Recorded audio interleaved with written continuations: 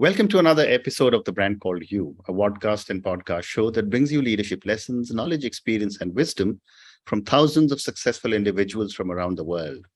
I am your host, Ashutosh Garg, and today I have with me a very, very accomplished individual from London, UK, Indiana, Gregg. Indy, welcome to the show. Thanks for having me, Ash. Indy is the founder and CEO of Wedo. She's a former singer and a songwriter. So, Indy, before we start talking about Wedo, tell me a little bit about your journey. Wow. Okay. I was born in America, went to school and university there, and moved to Europe around 30 years ago. I started out working in digital spaces, developing websites and looking after people's digital designs. And I quickly decided entrepreneurship was my route. So I started a business importing goods from Asia and selling those. I had 3 small children. And I was really involved in music locally. I was living in the south of France. And so I ended up getting a record deal after my husband left me. Wow. And I was brokenhearted and all that. I had 3 small children. And somehow I had this energy of, I'm just going to write all these songs. So I started pitching them and I got a record deal, and I ended up, working in the music industry for a while and touring with my kids.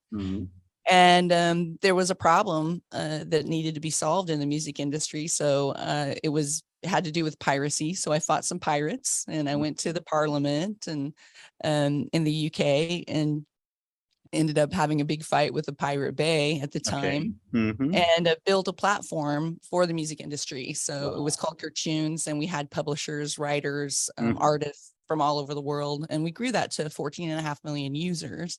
And just grew the platform. And then later I started a company that was a beauty company. Went back to importing and shifting units again, and that company's still going. And then now I'm working on a project called Wedo, and Wedo is a neo-banking service for the gig and a freelance economy. Again, a problem needed to be solved, and we're solving it. Fabulous. And so it's exciting. That's my journey. Fantastic. Amazing journey. And I'll keep coming back to, what you've been doing earlier. But let's talk about Wedo. You said that this is a platform for gig workers, but tell me a little more. And what was your motivation to start it? Well, I took a bit of a sabbatical where I started to help a lot of companies, primarily startups and small businesses. And I used Upwork as a platform, and I spent over 2,000 hours, just literal hourlies on Upwork, and also did thousands of hours in building things for other companies. And through that process, I realized there's quite a few problems in the freelance and gig economy. One is that these platforms take a huge chunk of your salary, like 20%. Secondly, is they're primarily pay to play. So that's a barrier to entry for a lot of small businesses or solopreneurs. And thirdly, that freelancers and SMEs, for that matter, piece together software, and they're all over the place. And my first thought was like, I'll build an app and a prototype for me to use, right? Because I want to streamline this. So how can I do this? And then I came to recognize that actually one of the barriers is that the payment processing and the banking side of things is almost non-existent. A lot of freelancers use their own personal accounts, and that's why they spend 52 days a year, chasing invoices and all the monotony things that keep you away from doing what you're good at that can be automated. So we started this kind of as a business in a box where you can take a payment in real time, go on a video call, service either one person or 1 million, have up to 15 hosts, and instantly take a payment while your client is hot. And then, process it, issue them a debit card and a bank account with an IBAN and a sort code and whatever they need in their country. And that solution turns out to be something that a lot of people are looking for globally. Amazing. And just to remove that barrier where you're paying to play, I think is really important. I think, we're going to be building, and we are building tiers into our platform where people can upgrade to more resources.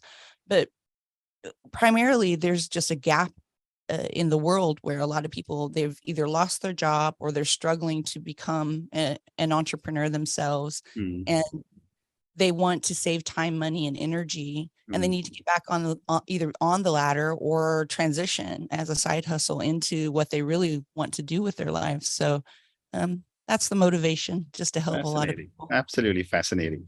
So, Indy, tell me, your tool, your app is a social tool for helping people run their own businesses and take ownership of their lives. Absolutely. Help me understand what you do and give me some examples. Okay, well, one example would be if you're a freelancer developer Mhm. and you're onboarding a new client and you Yeah. bring them onto the platform, Mhm. you would invite them to the platform. That opens up a chat and a video and audio feed Mhm. that you can invite a whole group of people or just do a one-to-one. Mhm. You hold a conversation, you can record that conversation and use it for social media, but you can also actually serve your client on that conversation. So Mhm. you take them through a set of steps. Here's our contract, and you can instantly deliver the contract and talk them through the contract, Mhm. talk about your service. And then at the end of the call, of course, if they're converted, you can instantly send them a payment link, and Mhm. that kicks out an invoice and keeps all of your productivity in one space for that client. Mhm. Another example would be, let's say you're given a webinar and you're a podcaster and you want to, all the people who you have as listeners, Ash, Mhm. all of your community, you want them to be able to experience this live and Mhm. be able to ask questions while you're doing the podcast. So you and me, we go on Wedo and we're Mhm. having this chat together about business or whatever the topic is.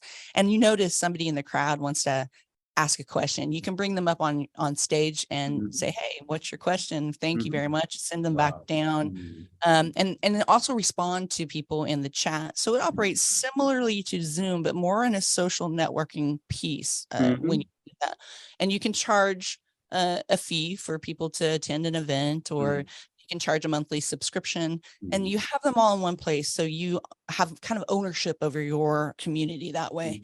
And that instant connection, and you can keep dripping information. Let's say you have a new podcast out. Hey guys, I know you guys are all listening, and Mhm. people can interact with you in a Mhm. more intimate space. Okay. So that's a second use case, and that could be for broadcasting just about anything, entertainment, Mhm. music, live music, etc. And then later you can repurpose that content, Mhm. cut it up into snippets, distribute it to other social media networks. Mhm. But the advantage here is that you take a payment, it goes instantly into your account, and you have an overview of who paid for that event, how many free tickets you gave, how that worked.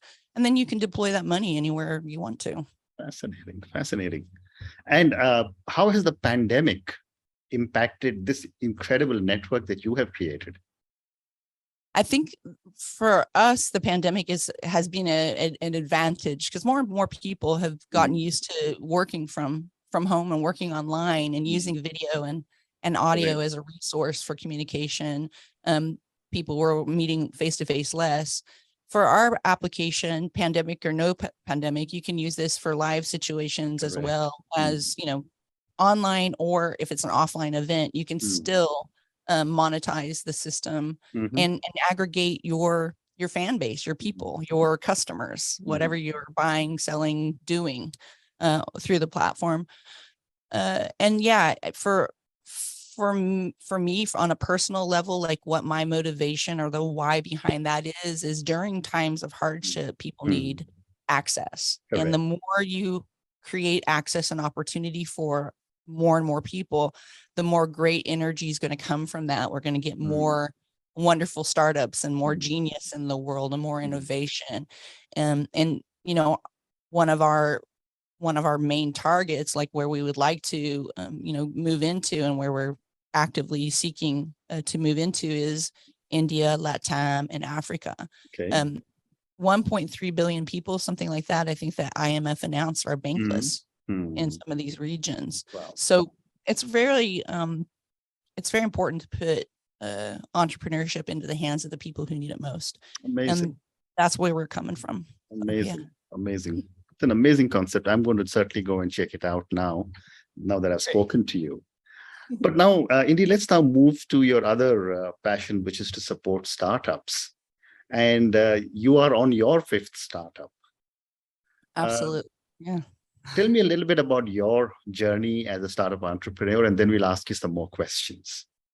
Yeah. Well, I think being a startup founder is a learning curve. It's Mm, you have the good, the bad, the good luck, the mm, ugly, the bad luck, the market shifts, everything. mm, Um, so I've always been an entrepreneur. mhm, I kind of chose very early on which path I would take in mhm, life, and I feel like being an entrepreneur makes you a little bit more in control of your destiny and less at the hands of someone else's mhm. will in a lot of ways. Right. Um, that was my first philosophy.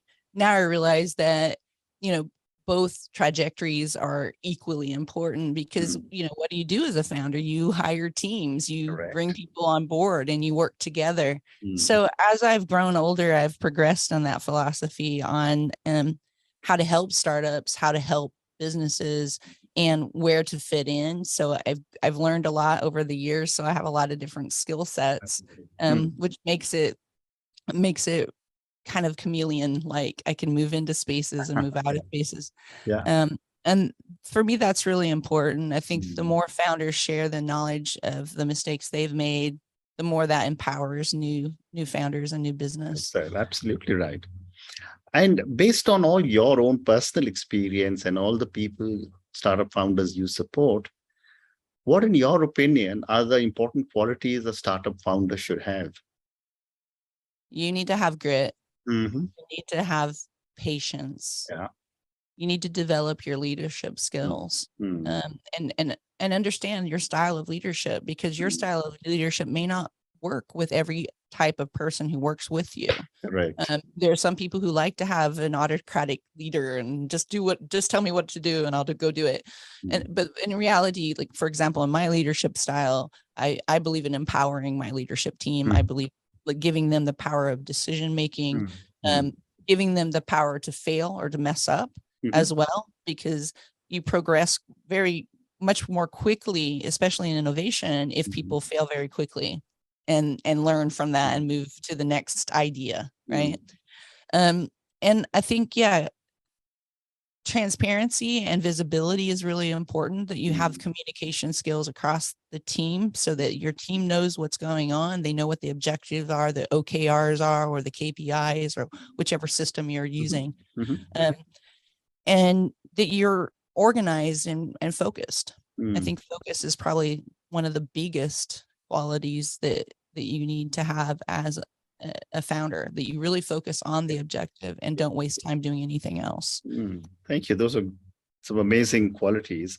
But at the same time, startup entrepreneurs make lots of mistakes. So I want to know, what are some of the basic mistakes startup entrepreneurs make, or what are some of the basic reasons startups fail? Well, to probably spreading themselves too thin and trying Mm, to do too much is the mm, biggest one. okay. And as you progress, like there's joy in simplifying Yeah. things. Even in technology, your system needs, even if you're trying to tackle a whole piece of software like we are, Mm, um, the end result has to be very simple, and you mhm, need to be able to understand it from a customer's perspective. So mm, that's a big one. I know a lot of founders who chase shiny objects. They mm, just chase the golden apples, and it's like, keep your focus. mm, Like they're supposed to be doing, maybe they're supposed to be fundraising, but they're off doing something else, to avoid the main issue that they mm. need to solve for. Yeah. Yeah. Or they're getting ready to do a launch, but then they decide, oh, I'm going to go, off to Mhm, Hawaii and go to this conference that has nothing to do with their target market. mm, Or mm, I think like in manufacturing, one of the bad ones is trying to sell too many products at once instead of mm, selling one, right? Generate revenue with that one core product and then mm. build out your other products. Yep. Um, Yep. I think there's a lot of distractions for people. Focus is really important. Mhm, So the more you focus and you're clear and you have one clear objective, get that solved for, mm, and then mm, move to the next one. Too many revenue streams. None of them are working. You haven't focused on the one, right? The mm, one segment, the one market, the one revenue stream, the mm, one, right? Well, focus on one thing at a time and do it super well. Yeah. Right. I know there's more things to focus on for startup founders, of course, but choose the key points and really get those right, because then the rest of your business can expand from that. Well said. Well So, said. In fact, I've also often said that for an entrepreneur, everything they see is an opportunity. yeah. So therefore, the objective is how do I expand quite significantly? Yeah, I think it's the quality filter. There's lots of opportunities. Which ones are the quality ones that are really going to expand Correct. either my network or my business or my team or whatever. So yeah, it's shiny objects. Absolutely. My next question to you is, and this has often been asked from me, and I'm going to ask you the same question. Should a startup entrepreneur go solo, or should they have a co-founder? Ooh, good question. I think it depends on the situation. If you have a really great team of people when you start up, essentially they're your co-founding team in a way. There's the co-founder and founder dilemma, though.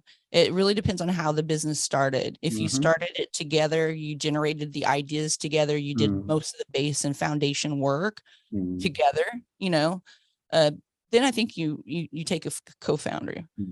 If you're a founder and you've already spent 2 or 3 years on this and you're bringing in a team and this is your founding team status, they're not necessarily co-founders. And that depends on the project and on the level of expertise that you have, that you brought into the project, and personalities as well. So I would be careful with the person that you choose to be a co-founder in a company, and really get to know them very, very well prior to making that decision. Yeah. But I think it's different strokes for different folks, and there's not one right way. I agree. Depends on the company. I agree. Yeah, absolutely. The next question that is there is on money.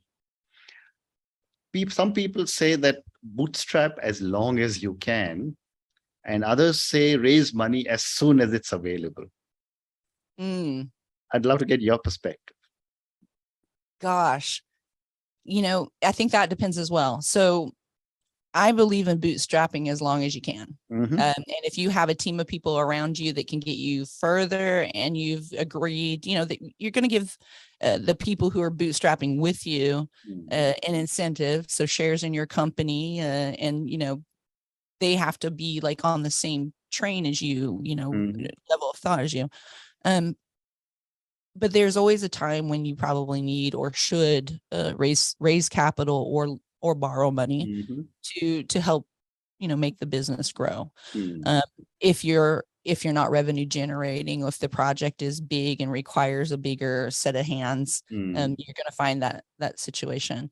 Ideally, though, bootstrap, be revenue generating, make all the mistakes you can possibly make before all the studies, all the different types of prototypes, all that learning curve. Try to do that before you raise capital. Okay. Because I think that's fundamental. You need to really know before you're using other people's money, where you are, exactly what your market's like, and go through that phase prior to. There's no point having an idea and you haven't thought through the whole thing. Don't even waste your time, and don't even risk anybody, including your own money, at that point until you've really thought and baked it through. Is this viable? Is this a problem that really needs solved? And is the technology something, or whatever you're building, is the product, is it feasible? Is it right for the market right now? Or do I see the market changing in the next year by the time I get to the point where my product's ready? These are questions you need to have solved for before you raise capital. Indy, you have time for 2 more questions. So my last question regarding startups, and then I have one more. My next question on startup is on scaling up. And I'm sure you're doing the same as you're going global. The question is, when should a startup start to scale up? Okay, well, there's several answers to that question because there's several factors. So one is your human capital. Are you really ready, and are you equipped? If this thing takes off too fast, how many customers am I going to burn? Am I equipped to actually service the customer base or the client base that I'm going after? The second one is, of course, capital. Do you have Mm. enough capital to tackle the market? Correct. Or, and then a third one is, do you have product market fit? Does your product start to pull in customers? Are people so interested, right? And that there's a pull there. And I think those are probably the top three. Make sure you have the processes, make sure that you have the access to the human capital that's required, because you're going to have to hire pretty quickly as you scale or get ready beforehand and take that risk. Both of those require the capital, right? Because you can't hire people on fresh air normally. Yeah. And then, obviously the fit. Make sure the product is ready for that market that's polling you. And if it takes a couple more months to refine and do a lot more customer surveys or make some tweaks or whatever, make sure it's ready. Make sure you have that fit. And I think those are the three fundamental elements. Yeah. Very interesting. And my last question to you, Indy, and this is for the many, many people who will listen to our conversation. Based on your incredible experience as a songwriter, as a singer, lived in the US, lived in France, now in the UK, built your own startups. What would you say are 3 lessons you would want our viewers and listeners to take away from your journey and from our conversation? Never give up. Respect always for all people. And really have a strong conviction about the business that you're starting, because it's something that you will live with for a long time. You'll be getting up in the morning every day and spending long hours doing this. So make sure it's something that makes you feel joyful to get up in the morning doing. For me, that's helping more people. For you, maybe something else. So absolutely. Well said. Indy, on that note, and your 3 amazing lessons: never give up, respect everybody, and have a strong conviction in whatever you're doing. Thank you so much for speaking to me. Thank you for talking to me about your journey, about how you have built your own life and how you've moved into Wedo. And I'm sure it'll become a global company, which will support and help a lot of startups and entrepreneurs. Thank you also for speaking to me and giving me your incredible inputs on startups and what startup entrepreneurs or startup founders need to be doing. Thank you for speaking to me again, and good luck to you. Thank you. I'm very grateful, Ash. Thank you.